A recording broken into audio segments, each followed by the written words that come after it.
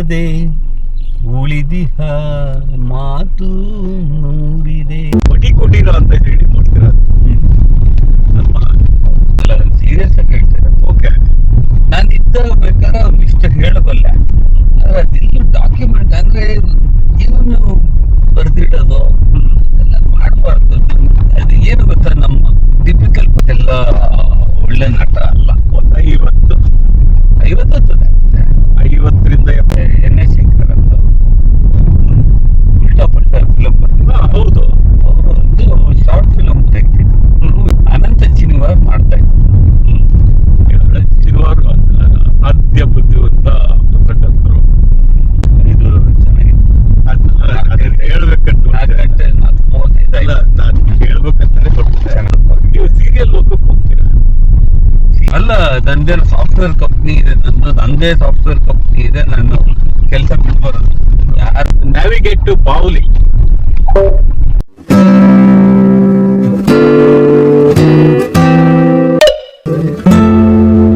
ಮಾಡೋದಕ್ಕೆ ಪುಣ್ಯ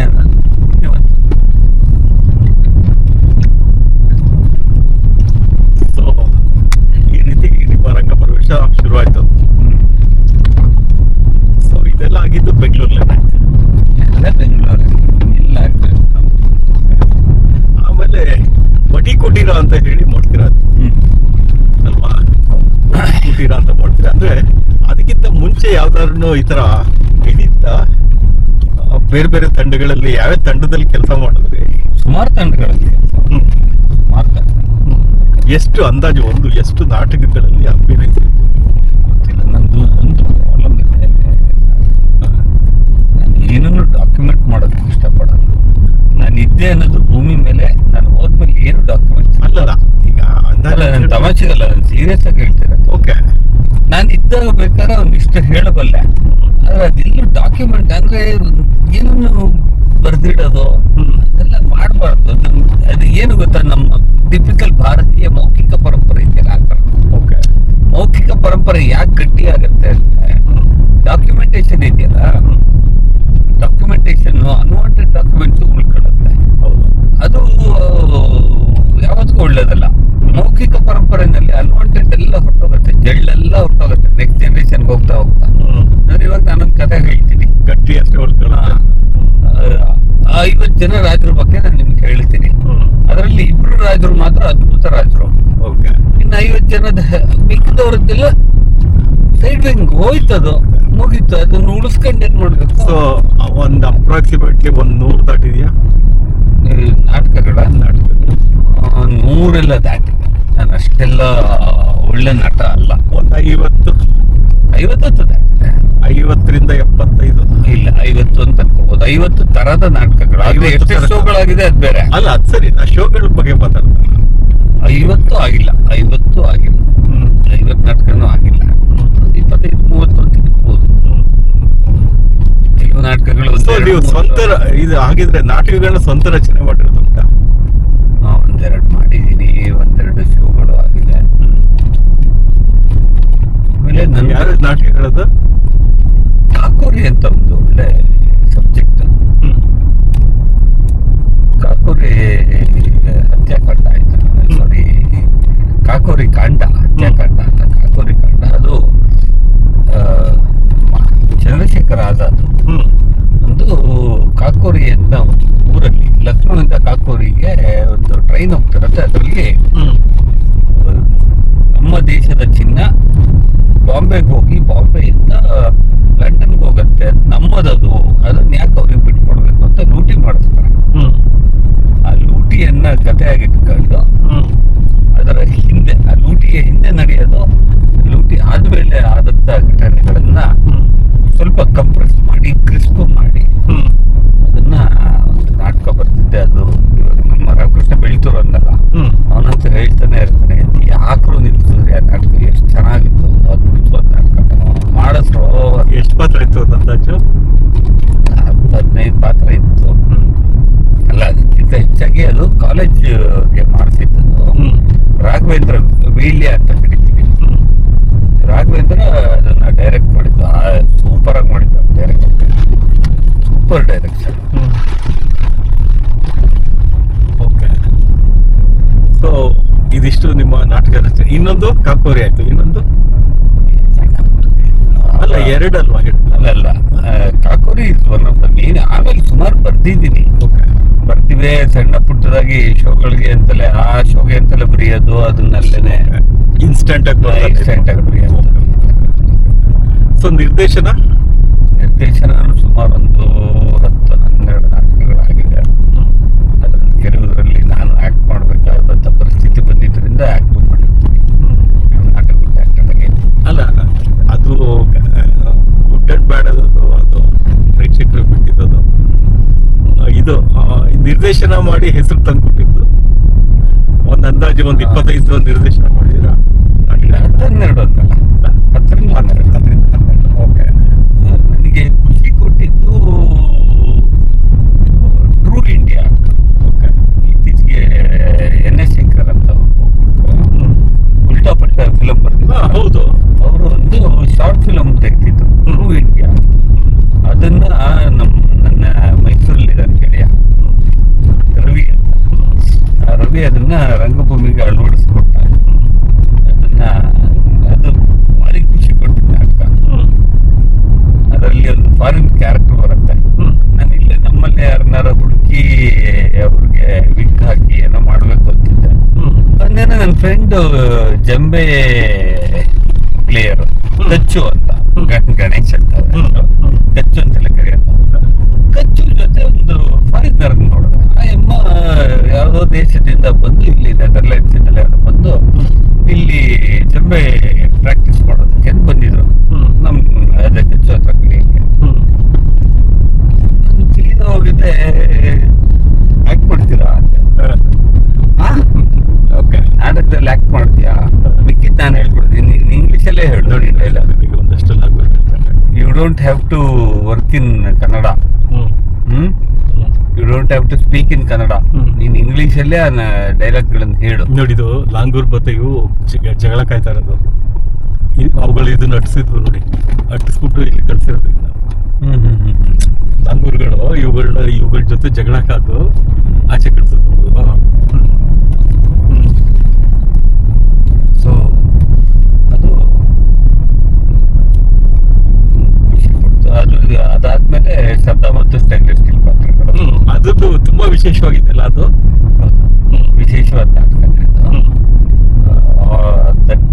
ಅದು ಅತಿ ಹೆಚ್ಚು ಅಭಿನಯಿಸಿರುವಂತ ನಾಟಕ ಇರ್ಬೋದು ಅಂತ ಅನ್ಕೊಳ್ಳಿ. 52-53 ಶೋ ಆಗಿದೆ. ಆಮೇಲೆ ಮಾಡಕ್ ಆಗಿಲ್ಲ ನನಗೆ. ನಮ್ಮ ಫ್ಯಾಮಿಲಿಯಲ್ಲಿ ನನ್ನ ಪರ್ಸನಲ್ ಇದರಿಂದಾಗಿ ನನ್ನ ಅದ್ರ ಮೇಲೆ ಕಾನ್ಸಂಟ್ರೇಟ್. ಅದು ಯಾವಾಗ ಶುರುವಾಗಿದ್ದು? ಶ್ರದ್ಧಾ ಮತ್ತು ಸ್ಟೈನ್ಲೆಸ್ ಸ್ಟೀಲ್ ಅದು ಪೀಸ್ ಎಲ್ಲ ಆಗಿದೆ. ಫಸ್ಟ್ ಅನಂತ ಶನಿವಾರ ಮಾಡ್ತಾ ಇದ್ದು. ಶನಿವಾರ ಅಸಾಧ್ಯ ಬುದ್ಧಿವಂತ ಪತ್ರಕರ್ತರು. ನೀವು ಅದನ್ನ ಅನಂತ ಎದುರುಗಡೆ ಹೇಳ್ಬಿಟ್ಟಿದ್ದೀವಿ ಮಾತನ್ನ. ಅನಂತ ಹತ್ರ ನೀವು ಬುದ್ಧಿವಂತ ಪತ್ರಕರ್ತರು ಅಂತ ಹೇಳ್ಬಿಡಿ. ಏಕೆ ಒಪ್ಪಿಸ್ಬಿಡಿ. ಇಲ್ಲ, ನಾನು ನೋಡಿದಾಗೆ ಎಂತ ಸೈ ಅಂದ್ರೆ ಅವ್ರು ಅಲ್ಲ, ಅವ್ರ ಪ್ರತಿ ಅಕ್ಷರನು ನಾನು ತುಂಬಾ ಖುಷಿ ಪಟ್ಟು ಓದ್ತಾ ಇದ್ದೇನೆ. ಶನಿವಾರ ಅಂತಂದ್ರೆ ಅವ್ರ ಅಕ್ಷರಗಳಿಗೆ ಅರ್ಥ ಬೆಲೆ. ಹೌದು, ಅದ್ರ ಬಗ್ಗೆ ಎರಡು ಮಾತಿಲ್ಲ ಅಲ್ವಾ? ಜೊತೆಗೆ ವಿಷಯನೂ ಅಷ್ಟೇ ತುಂಬಾ ಕ್ಲಾರಿಟಿ ಇರುತ್ತೆ ಬರೀಬೇಕಂತ. ಆಮೇಲೆ ಸೈನ್ಸ್ ಹೌದು, ವೈಜ್ಞಾನಿಕ ಹಿನ್ನೆಲೆ. ನಮ್ಗೆ ಆಕ್ಚುಲಿ ನಮ್ಗೆ ನಾಗೇಶ್ ಹೆಗಡೆ ಫಾರೆವರ್. ನಾಗೇಶ್ ಹೆಗಡೆ ಅಷ್ಟು ತುಂಬಾ ಚಂದವಾಗಿ ವಿಜ್ಞಾನವನ್ನ ಕನ್ನಡದಲ್ಲಿ ಹೇಳುವಂತಹವರು ಯಾರು ಇಲ್ಲ. ಹೌದು, ಅದು ಒಪ್ಕೊಳ್ಳೋಂಥ ವಿಷಯನೇ. ತುಂಬಾ ಚೆನ್ನಾಗಿ ಎಲ್ಲಿಂದಲೂ ಒಂದು ಕನೆಕ್ಷನ್ ಕೊಟ್ಟಿಂಗೆ ಅದನ್ನ ನನಗೆ ಅರ್ಥ ಮಾಡಿಸ್ಕೊಡ್ತಾರೆ. ನನ್ಗೆ ಎಷ್ಟು ಆಸೆ ಗೊತ್ತಾ, ಅವ್ರ ತರ ಯಾವ್ದೋ ಒಂದು ವಿಜ್ಞಾನದ ವಿಷಯನ ಕಾಮನ್ ಮ್ಯಾನ್ಗೆ ರೀಚ್ ಮಾಡೋದು. ಹೌದು, ಸರಳ ಭಾಷೆನಲ್ಲಿ ಹೇಳುವಂತ. ಸರಳ ಭಾಷೆ ಒಂದು ಸರಳ. ಆಮೇಲೆ ಒಂದು ನೀವು ನೋಡಿರೋಂತ ಯಾವುದೋ ಒಂದು ಇದು ಚೆನ್ನಾಗಿತ್ತು. ಅದನ್ನ ಹೇಳ್ಬೇಕಂತ 4:35 ನಾನು ಹೇಳ್ಬೇಕಂತಾನೆ ಹೊರಟೆ. ಚೆನ್ನಾಗಿತ್ತು ನೋಡಿ, ಅದು ಒಂಥರ ಡೋರು, 2 ಇದ್ದಿದ್ದಕ್ಕೆ ಡೋರ್. ಅದು ಎಂಟ್ರಿ ಡೋರ್. ಹೌದು. ನಾಗೇಶ್ ಹೆಗಡೆ ಅವರು ಅದು ಎಲ್ಲಿಂದಲೂ ಯಾವುದೋ ಸಿಂಪಲ್ ಎಕ್ಸಾಂಪಲ್ ಕೊಟ್ಟು ಅದೇ ಇದೆ ಅದು ಅಂತಾರೆ. ಅದು ಅವ್ರದ್ದು ಅದ್ಭುತವಾದ ರೈಟಿಂಗ್ ಸ್ಕಿಲ್. ನಾನಲ್ಲಿ ಏನಕ್ಕೆ ಅಂತಂದ್ರೆ ನಾಗೇಶ್ ಹೆಗಡೆ ಅವರಿಗಿಂತ ಚಾವಣಿ ಅಥವಾ ಇದ್ರಲ್ಲೇ ಬರ್ಕೊಂಡು ಜಾಸ್ತಿ ಇದಾಗ್ತಿತ್ತು. ಬಟ್ ನನಗೆ ಏನಾಗ್ತಿತ್ತು, ಅನಚಿನವರು ಕೆಲವೊಂದು ಪತ್ರಿಕೆಗಳ ಸಂಪಾದಕರಾಗಿದ್ರು ಸಹಿತ ಇದ್ರು. ಓ ಮನಸ್ಸಿಗೆ ಬಂದದ್ದೆಲ್ಲ ಎಷ್ಟು ಖುಷಿಯಿಂದ ಅವ್ರ ಅಕ್ಷರಗಳನ್ನ ಇದು ಮಾಡ್ತಾ ಇದ್ವಿ ಅಂತಂದ್ರೆ, ಈಗ ಅನಂತು ಆಕ್ಚುಲಿ ಏನು ಗೊತ್ತಾ, ಸಾಧ್ಯ ಆದ್ರೆ ಅವ್ರನ್ನ ಭೇಟಿ ಮಾಡೋಕ್ಕಾಗುತ್ತೆ, ಅಷ್ಟು ಒಳ್ಳೆ ನಮ್ಗೆ ಸಿಗಲ್ಲ. ಅದೇನೆ. ಫೋನ್ಗೆ ಸಿಗಲ್ಲ. ನೋಡೋಣ, Okay. ಗಾಡಿಯಿಂದ ದಾಟಿದ್ಮೇಲೆ ಟ್ರೈ ಮಾಡೋಣ.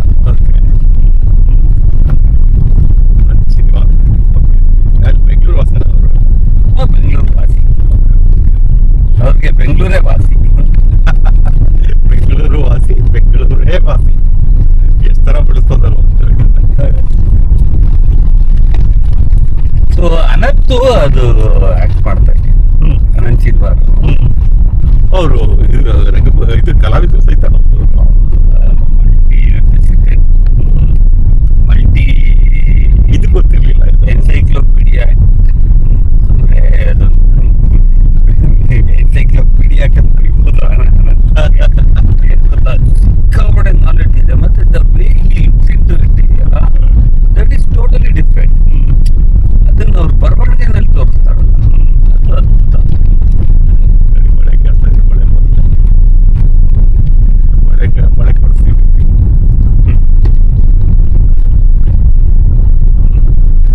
ಒಳ್ಳೆ ಮಳೆ ಇಲ್ಲ ಇಲ್ಲ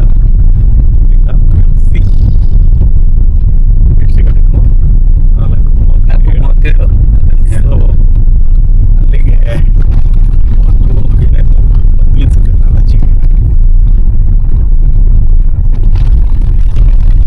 ಸಫಾರಿ ಕಟ್ಟಿರಲ್ಲ. ತಡೀರಪ್ಪ ಒಂದು ನಿಮಿಷ, ಅವ್ರು ಒಂಚೂರು ಮುಂದೆ ಹೋಗಿ ಸೈಡ್ ಕೊಡ್ತೀವಿ. ತಡಿ, ಗೊತ್ತವ್ರಿಗೆ ಅವ್ನು ಅದಕ್ಕೆ ಅಂತಾನೆ ಅವ್ನು ಇದು ಕೊಟ್ಟ. ಏನು ಇದು ಲೈಟ್ ಬೀಮ್ ರಿಂಗ್ ಮಾಡಿ ಇದು ಮಾಡಿದ್ದು ಅವನು ಒಂದ್ಸರಿ ಮಾಡಿದ್ರೆ ನನಗೆ ಜಾಗ ಬಿಡು ಅಂತ ಅಲ್ಲ, ಅವ್ನು 2-3 ಸರಿ ಮಾಡಿದ್ರೆ ಜಾಗ ಬಿಡು ಅಂತ. ಒಂದ್ಸರಿ ಮಾಡಿದ ಪಾಪರಾಗಿ. ನಾನು ಇಲ್ಲಿ ಬ್ಲಿಂಕ್ ಮಾಡಿದ್ದಲ್ಲ 2 ಸರಿ. ನೀವು ಮಾಡ್ತಾರೆ. ಅಂಡರ್ಸ್ಟುಡ್ ಅಂತ ನಮ್ಮ ಹಿಂದೆ ಬರ್ತಿದ್ದ ನಿಂತ್ಕೊಂಡ.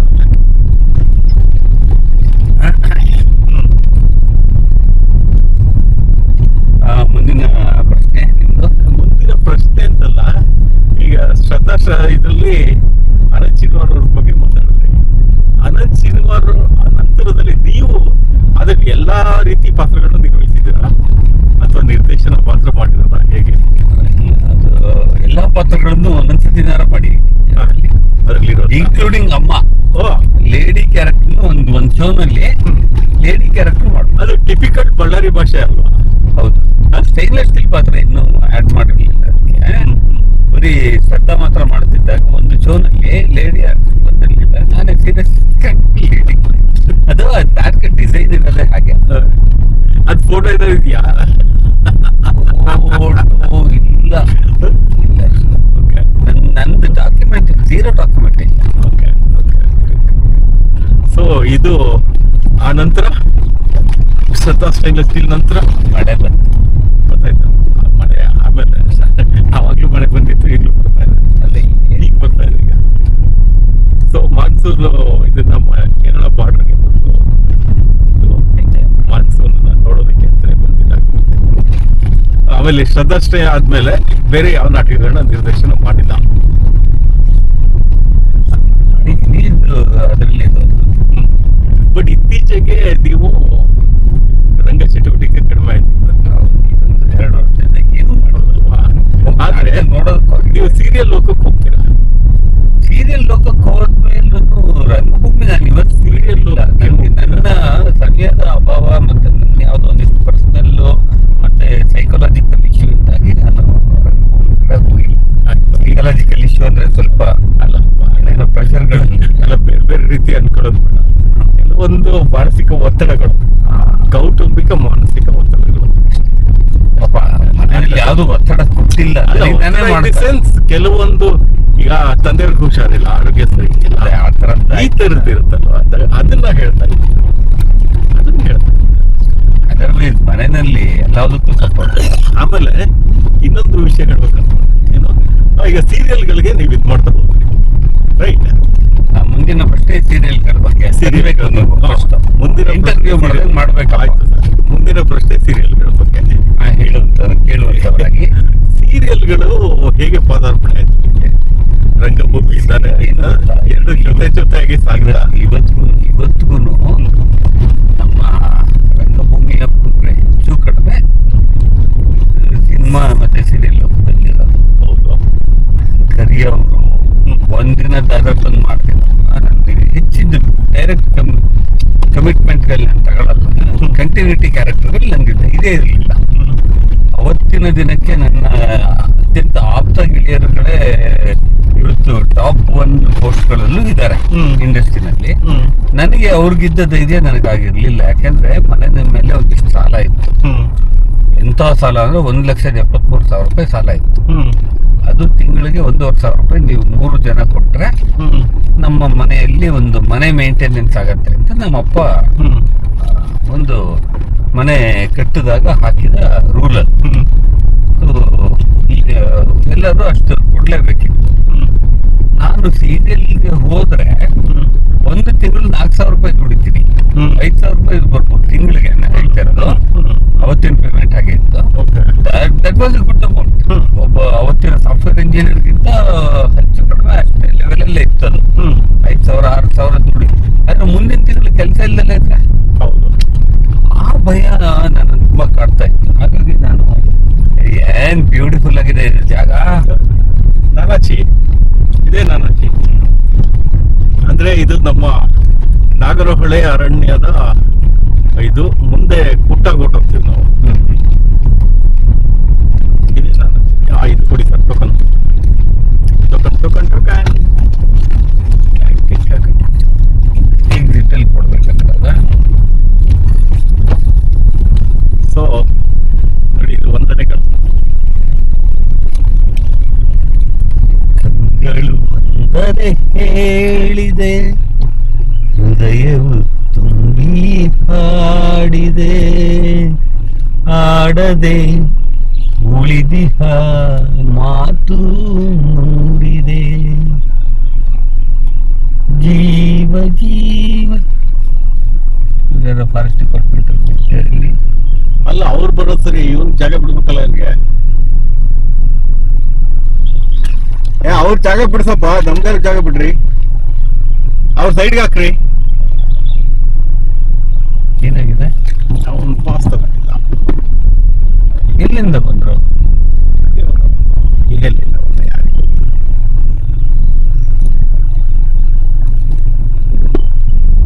ರೆಗ್ಯುಲರ್ ಆಗಿ ಓಡಾಡೋ ಗಾಡಿ ಇದ್ದಾಗಿದೆ.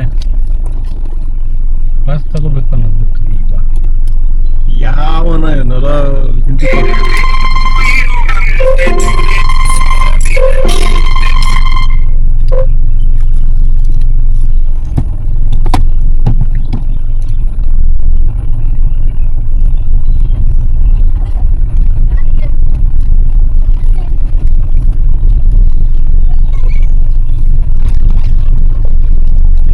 ಗಾರ್ಬೇಜ್ ನೋ ಪ್ಲಾಸ್ಟಿಕ್ ಅಂತ ಬೋರ್ಡ್ ಹಾಕಿ ಬರೀ ಸಫಾರಿ ಪಾರ್ಟ್ಸ್.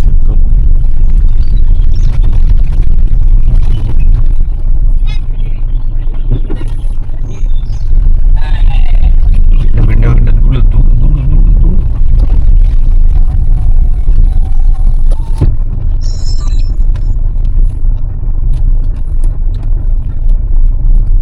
ಫಸ್ಟ್ ಮುಗಿತಾರೆ ಇಲ್ಲಿ. ಅಲ್ಲಿಗೆ ಮುಗೀತು. ಇನ್ನು ಮುಂದೆ ಪ್ರೈವೇಟ್ ತೋಟ, ಪ್ರೈವೇಟ್ ಊರುಗಳು ಮತ್ತೆ ತೋಟಗಳು. ಇಲ್ಲಿಂದ ನಾವು ಕುಟ್ಟಗಳು ಹೋಗ್ತೀವಿ ಈಗ. ಸೊ ಹೆಚ್ಚು ಕಡಿಮೆ ಎಲ್ಲ ಹುಡುಗರು ನಮ್ಮವರು. ಈಗ ಇದ್ರದ್ದು ಸೀರಿಯಲ್ಗಳ ಬಗ್ಗೆ ಮಾತಾಡ್ತಾ ಇದ್ವಿ. ಸೀರಿಯಲ್ ಇದು ಅಂದ್ರೆ ರಂಗಭೂಮಿ ಕಲಾವಿದ್ರೆ ಒಂದಿನ 2 ದಿನ ಹೋಗಿ ಮಾಡ್ತಾನೆ. ಒಂದಿನ ಒಂದು ಫೋನ್ ಬಂತು. ಅಂದ್ರೆ ಒಂದಿನದ 2 ದಿನದ್ದು ಸುಮಾರು ಸೀರಿಯಲ್ಗಳಲ್ಲಿ ಮಾಡಿದ್ವಿ ಅಷ್ಟೇ. ನಾನು ಅದಾದ್ಮೇಲೆ ದಾಟು ಹೋಗ್ಬಾರ್ದು. ಒಂದಿನ ನನ್ನ ಸ್ನೇಹಿತ ಒಬ್ಬ ಫೋನ್ ಮೈಸೂರಲ್ಲಿ ಆಕ್ಚುಲಿ ಇದು ಸೀರಿಯಲ್ ಮಾಡಲ್ಲ ಅಂತೆ ಅಂತೆ. ಯಾರೋ ಹೇಳಿದ್ದು ಮಾಡೋದಿಲ್ಲ, ಇದು ಮಾಡ್ತಾನೆ ಇರ್ತೀನಿ. ಅಲ್ಲ ಫುಲ್ಲು ಫುಲ್ ಅಂತೂ ನಾನು ಮಾಡಲ್ಲ ಅಂತ ಯಾವಾಗ್ಲೂ ಹೇಳಿದ್ದೆ. ಅಲ್ಲ ನಂದೇನು ಸಾಫ್ಟ್ವೇರ್ ಕಂಪ್ನಿ ಇದೆ, ನಂದೇ ಸಾಫ್ಟ್ವೇರ್ ಕಂಪ್ನಿ ಇದೆ, ನಾನು ಕೆಲಸ ಬಿಟ್ಟು ಬರೋದು. ಯಾರು ಹಿಂಗೆಲ್ಲ ಚೋಟ್ಗಳು ಹೊಡ್ತಿದ್ದು ನಿಂಗೆ? ಇಲ್ಲ ಇಲ್ಲ ನೋಡು, ಯಾರು ಯೂಸ್ ಮಾಡ್ಬೇಕಾ? ಟ್ಯಾಲೆಂಟ್ ಯೂಸ್ ಮಾಡ್ಬೇಕಾ?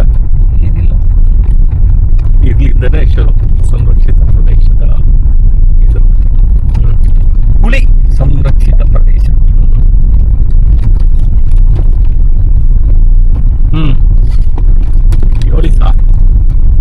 ಏನ್ ಹೇಳ್ತಿದ್ದೆ?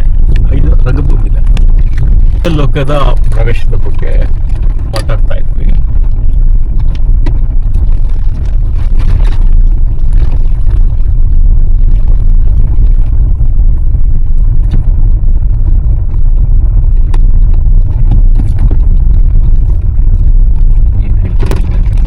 ರಂಗಭೂಮಿ ಅದೇ ಇದ್ರ ಬಗ್ಗೆ ಸಾಫ್ಟ್ವೇರ್ ಇಟ್ಟಿದ್ಯಾ? ನರೇಶ ನಂಗೆ ಏನಿದು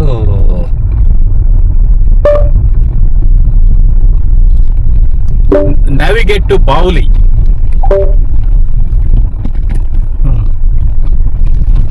ಸರಿ, ಬಾವಲಿಗೆ ನ್ಯಾವಿಗೇಟ್ ಮಾಡಲಾಗುತ್ತಿದೆ.